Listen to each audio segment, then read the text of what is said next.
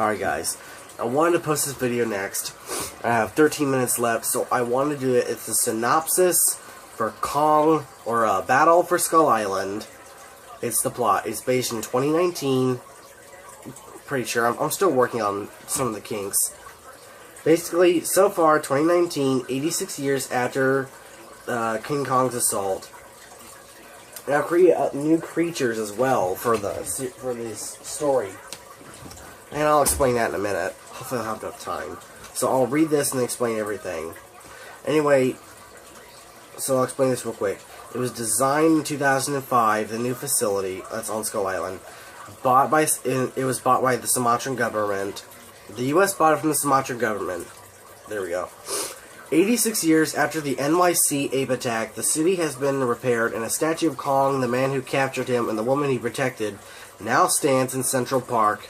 And the remains of the only megaprimatus Kong, along with specimens from other expeditions to the island he called home, now reside in the Smithsonian for all to see. However, all that anyone knows about the island is that it sunk beneath the Atlantic Ocean along with all of its monstrous inhabitants back in the 40s. But that is not the case. The island itself is fully intact and under the jurisdiction of the U.S. government, where its many mysteries are still being discovered, including new species of mammals such as the Skull Island bear. I'll get to that later. I was just throwing it in so I wouldn't forget. Though nothing compares to Project Resurrection, in which DNA collected from the original Kong, watch your kids, aka sperm, you just get that out of it, is injected into viable gorilla females in order to hopefully breed another Kong ape. Leading the scientific excursion is Dr. Alec Cordan, a native to Skull Island, a native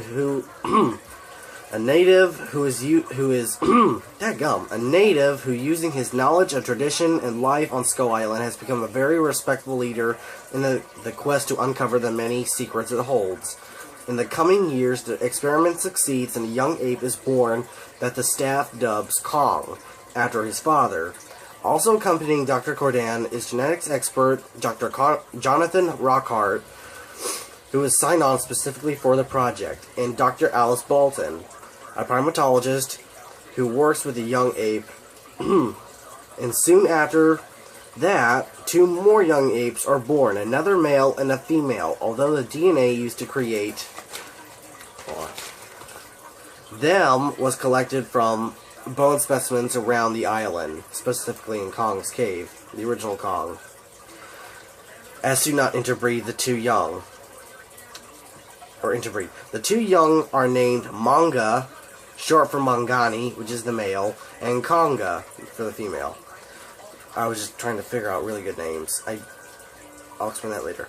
However, all is not well. Manga is genetically part albino. However, a rare trait, he couldn't breed even if there was another female that did not relate to him. As well, Manga is incredibly territorial and aggressive to human and even towards his sister. So it was decided that their coming of age, for the sake of both the experiment and Konga's life, they will separate Konga from Manga, and release her in Kong's enclosure in hopes of getting them used to each other. However, when the time comes to merge their enclosures, a deadly storm hits the island. Even though the facilities are well prepared, no one could have suspected the incoming tsunami, and with Manga's anger ever growing, after the separation, it's adding up to be a very dangerous situation. Then finally it happens. While everyone gets inside safely, in the aftermath there is much damage done, and many of the enclosures, however, housing the collected specimens, including the apes, are crumbling to the ground. Sorry, I was doing cursive and I kind of misspelled a few things. Kong and Konga escape and run past the ever-crumbling wall and into the dark primordial jungle. Security couldn't come at a worse time, as Manga's rage finally pays off and escapes from his confines, laying waste to all who oppose him, and leads his path of destruction past the wall in the direction of his new enemies. While the humans are left to secure the what is this? The ever monstrous creatures, now free from their confines, including a very angry Vastosaurus Rex.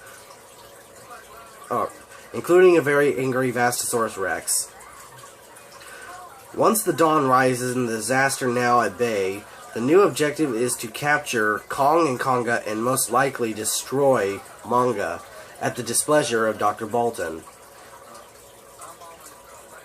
Let's see. And off into the island they go, not knowing they'll face new dangers, old threats, and within a battle, and witness a battle of titans, a battle of kings, a battle of gods. They will witness the battle for Skull Island. That's all I could come up with, really. Sorry. I'm still working on the kinks. I just thought I'd get it out there. Like, what I'm working on. And there's new dinosaurs and stuff like that being worked on.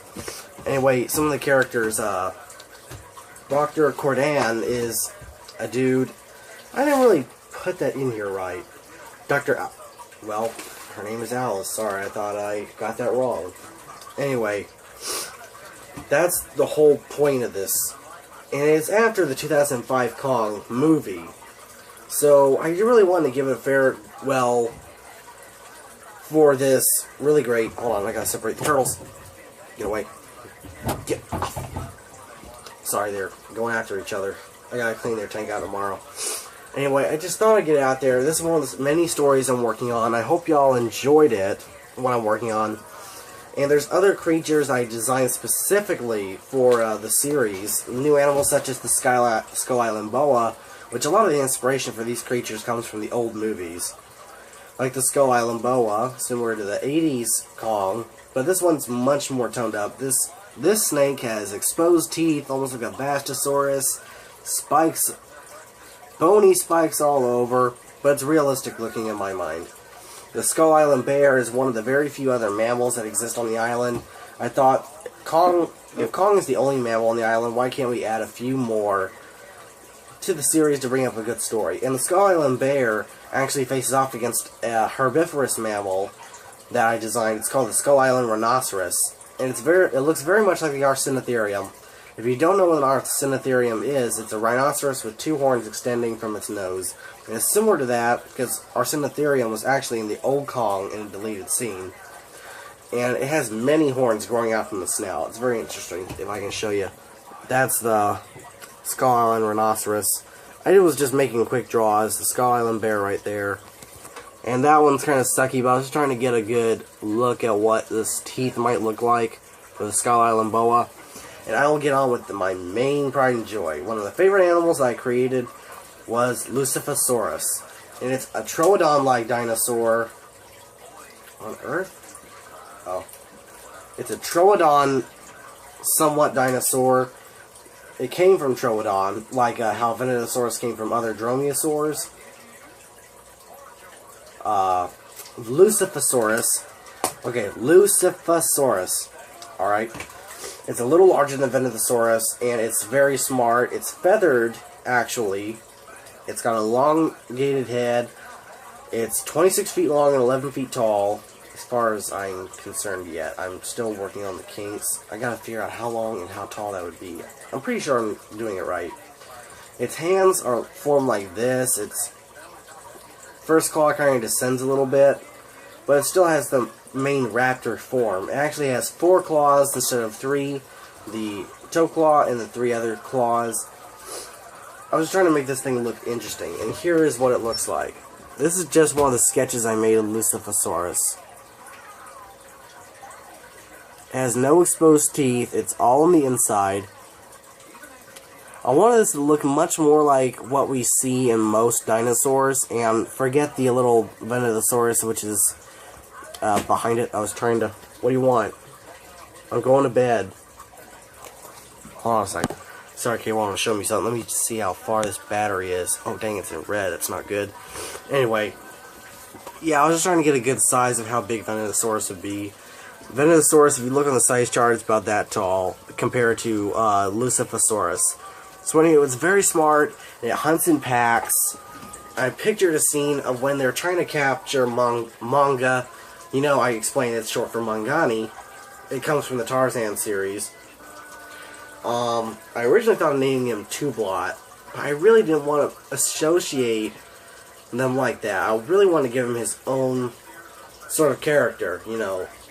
And I kind of got the albino aspect from Son of Kong, one of the sequel to the original King Kong from back in 1933, which I thought was interesting, so I gotta hurry up. And I pictured them running through temples, trying to get our characters. They were running through the jungle, taking out the security that's trying to take down Manga.